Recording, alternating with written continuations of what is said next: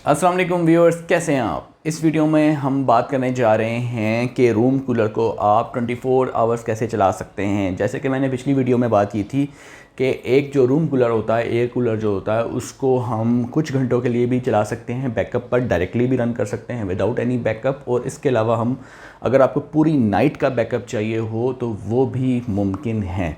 तो इस वीडियो में इसके बारे में तफसील से बात करेंगे कि कौन सा सेटअप लगाया जाए, कौन सी बैटरी लगाई जाए और कैसे इस सेटअप को चलाया जाए।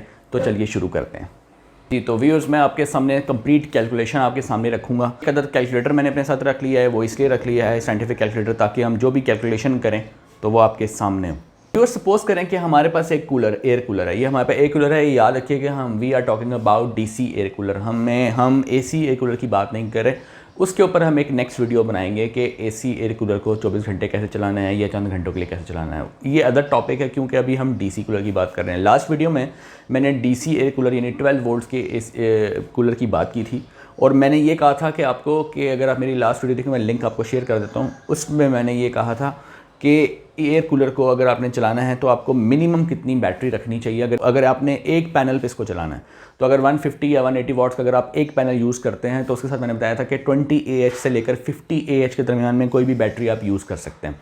लेकिन इस वीडियो में मैंने उस वीडियो में ये भी बताया था कि मैं आपको नेक्स्ट वीडियो में ये बताऊंगा कि इसको 24 आवर्स कैसे चलाना है। तो चलिए शुरू करते हैं। आपको बताते हैं कि 24 आवर इस एयर कूलर को, जो कि डीसी है, यानी इन अदर वर्ड्स हम कह सकते हैं सोलर है, यानी 12 वोल्ट्स का कूलर है, इसको आपने 24 आवर्स कैसे चलाना है।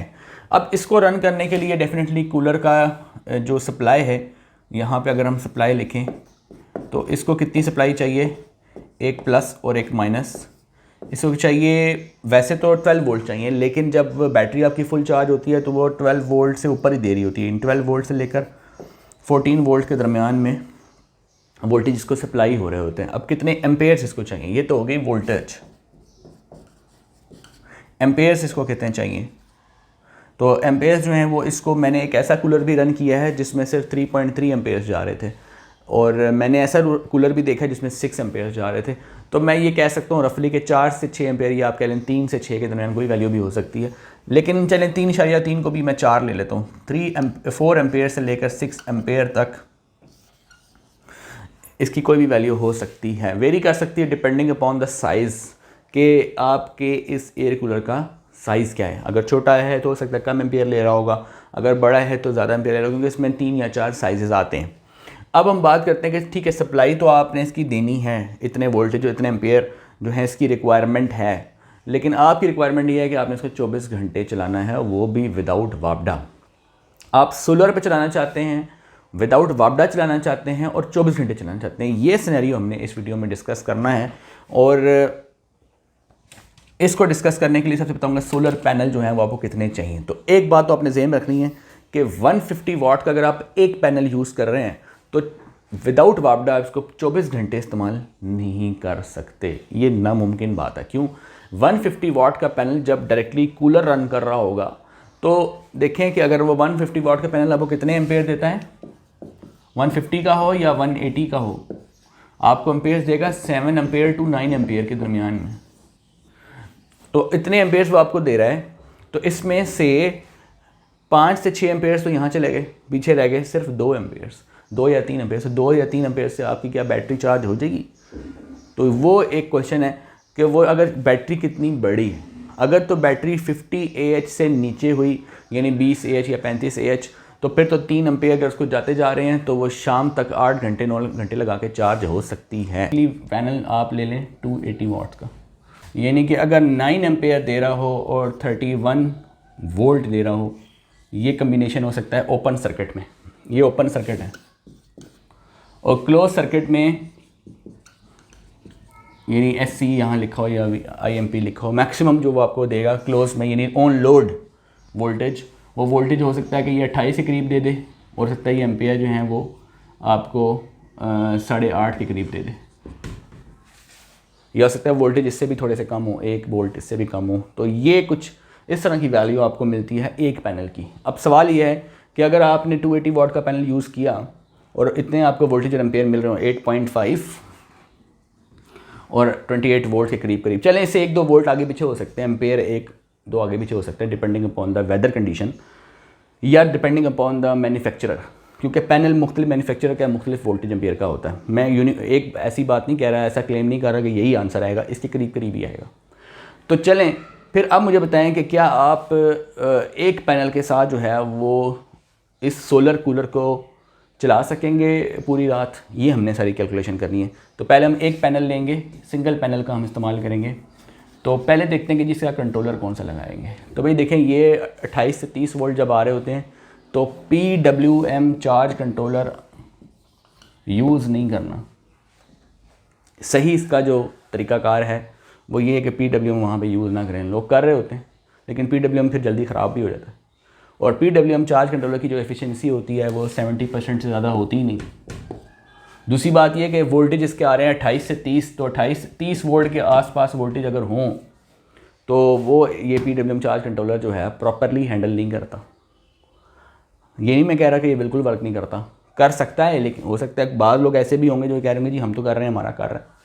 तो वो डिपेंड करता है कि आपने PWM चार्ज कंट्रोलर जो है तो ये कि 70% एनर्जी देगा, आगे 30% वेस्ट कर देगा। सेकेंडली ये PWM चार्ज कंट्रोलर जो है वो मुख्तलिफ कंपनीज़ बना रही हैं, बाज़ बहुत ही लोकल हैं, बाज़ थोड़े अच्छे हैं। तो अगर थोड़े बेहतर हो सकता है कि वो इस पर काम कर रहा हो, लेकिन बात वही आगे कि 30% तो उसने ज़ाया करने हैं। तो प्रॉपर वे ये होता है कि फिर वहाँ पे MPPT का इस्तेमाल किया जाए। MPPT चार्ज कंट्रोलर आप इस्तेमाल करेंगे। अब MPPT चार्ज कंट्रोलर जब आप यूज़ करेंगे ना तो आपको 90% से लेकर 95% के दरमियान में एफिशिएंसी मिलती है, जो कंपनी का क्लेम है। चलें आप 90 भी मानते हैं इसको कि 90% एनर्जी आपको आगे मिल जाएगी। अब मैं 28 को मल्टीप्लाई कर रहा हूँ 8.5 के साथ, तो ये वाट में 240 वाट्स बन रहे हैं। ठीक है, चलें पैनल पे 280 लिखा था और वो आपको चलें एक वेदर के हिसाब से वो आपको 240 दे रहा है। ठीक है, क्योंकि वेदर एक पीक तो नहीं होता हर वक्त, 240 दे रहा है। अब उस 240 का आप निकालते हैं 90%। अगर आप 90% निकालते हैं तो वो बनता है 216 ही। चलें 216 भी छोड़ें हम, आप 200 ले लें। 200 वाट्स आपको मिल रहे हैं एक एवरेज वेदर में और एक MPPT कंट्रोलर के साथ, अगर आप ये कंट्रोलर यूज़ करते हैं तो 12 वोल्ट्स बैटरी होती है, 14 वोल्ट्स पे चार्ज। चलें मैं यहाँ 14 ले लेता हूँ। 14 वोल्ट पे बैटरी चार्ज होती है।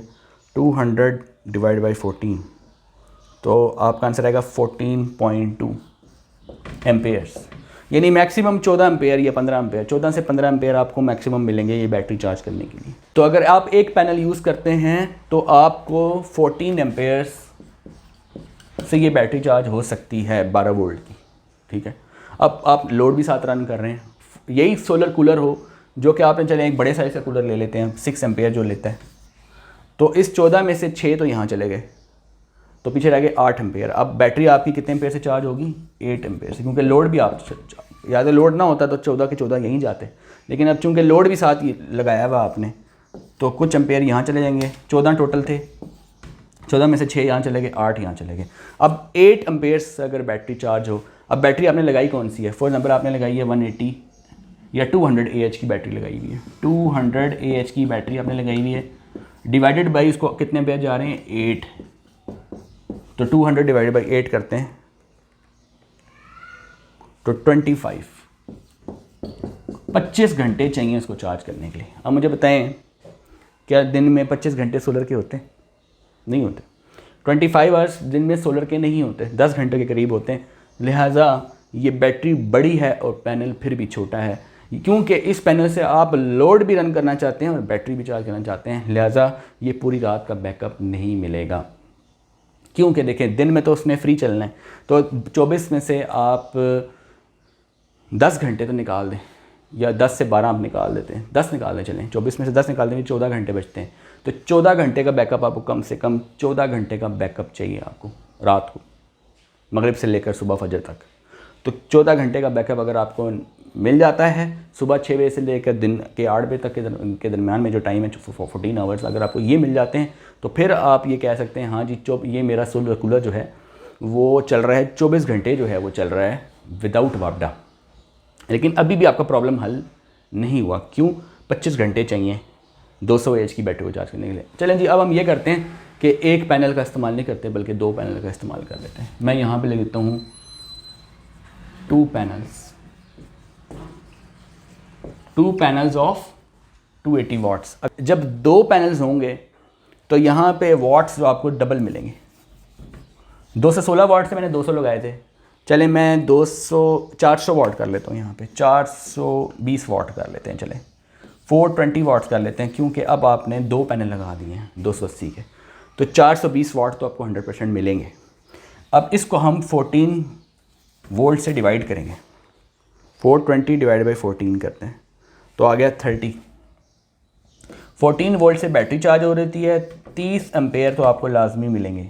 ज़्यादा भी हो सकते हैं, थोड़े कम भी हो सकते हैं, लेकिन मेरे हिसाब से मिनिमम 30 तो लाजमी मिलेंगे, ठीक है। यानी 2 पैनल अगर हम लगाते हैं ये, तो आपको एम्पेयर 30 एम्पेयर के आसपास लाजमी मिलेंगे, 30, 32, 34 इस तरह मिल सकते हैं आपको, क्योंकि 14 वोल्ट से बैटरी चार्ज हो रही होगी। अब देखते हैं कि आपने कूलर ये चला रहे हैं अब दिन में, तो दिन के टाइम जब सोलर था तो 30 में से 6 इधर चले गए, पीछे रह गए 24, यानी कि आपको पूरा दिन 24 एम्पेयर अवेलेबल थे। तो अब यहाँ पे कितने चले गए 6 एम्पेयर, और यहाँ कितने चले गए 24, पूरे के पूरे 24 यहाँ आ गए। पहले देखें, याद करें, जब एक पैनल था और ये लोड नहीं था तो टोटल 24 यहाँ जा रहा था। अब आप कहते हैं नहीं लोड भी चलाऊँगा, तो फिर आपको 2 पैनल लगाने पड़ेंगे, लोड भी चलेगा, 24 एम्पेयर भी इसमें आएंगे। अब 24 एम्पेयर अगर इसमें आते हैं तो अब ये बैटरी 200 एच वाली, उसका आंसर देखते हैं क्या आता है। 200 एच की बैटरी लगाइए और यहाँ पर आपको 24 एम्पेयर मिल रहे हैं, तो 200 डिवाइडेड बाई 24, तो आंसर आ गया 8। इस बैटरी को चार्ज करने के लिए सिर्फ 8 घंटे चाहिए, जबकि सोलर के आपको तकरीबन 10 घंटे हमने लगाए हैं। तो यानी आराम से ये बैटरी 200 एच वाली चार्ज हो जाएगी, और जब ये बैटरी चार्ज हो जाएगी आपका 24 घंटे का समझे आपका सोलर जो है वापडा फ्री हो गया। यानी डे टाइम में आपका ये 6 एम्पेयर से ये रन होता रहा, शाम को मगरिब हो गई, बैटरी आपको फुल चार्ज मिली, मगरिब से लेकर अगली सुबह 8 बजे तक, यानी 8 घंटे लगे सुबह बैटरी चार्ज होने में, बैटरी आपको चार्ज मिली, तो अगली सुबह तक आपको ये 200 एच जो है वो कूलर जो है वो सप्लाई देता रहेगा। क्योंकि 200 एच आपको अगर फुल मिल जाए तो एक कूलर 6 एम्पेयर का चलाना कोई 14 घंटे के लिए कोई प्रॉब्लम नहीं है। इसकी कैलकुलेशन भी आपको बता देता हूँ। 200 एच की आपके पास बैटरी है, चार्जिंग करंट कितना मिल रहा था आपको,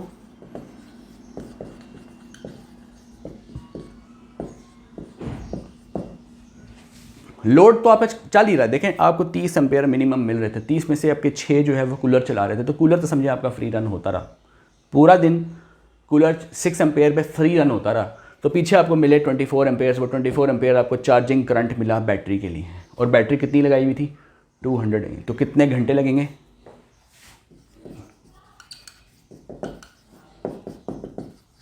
ये भी हमने निकाला था, क्या था 8 आवर्स, 8 घंटे में बैटरी चार्ज हो जाएगी। यानी कि दिन में आपको बैटरी चार्ज होकर मिलेगी, क्योंकि सोलर के 10 घंटे लगाए हैं तो 8 घंटे में इजीली बैटरी चार्ज हो जाएगी। अब सवाल ये है कि बैकअप टाइम कितना मिलेगा। बैटरी जब फुल चार्ज होती है तो वो 14 पे होती है, और जब वो नीचे जाती है तो 11:30 तक आती है। चलो मैं एवरेज हम 13 ले लेते हैं, यहाँ पे हम 13 वोल्ट्स लगा लेते हैं, और मल्टीप्लाई बाय बैटरी कितने AH की है, तो वो है 200 AH की बैटरी है।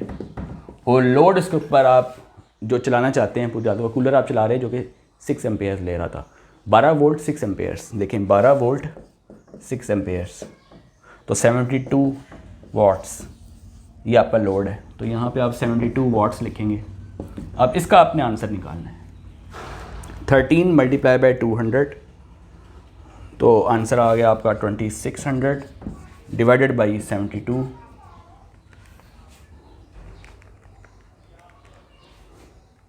आंसर आ गया 36।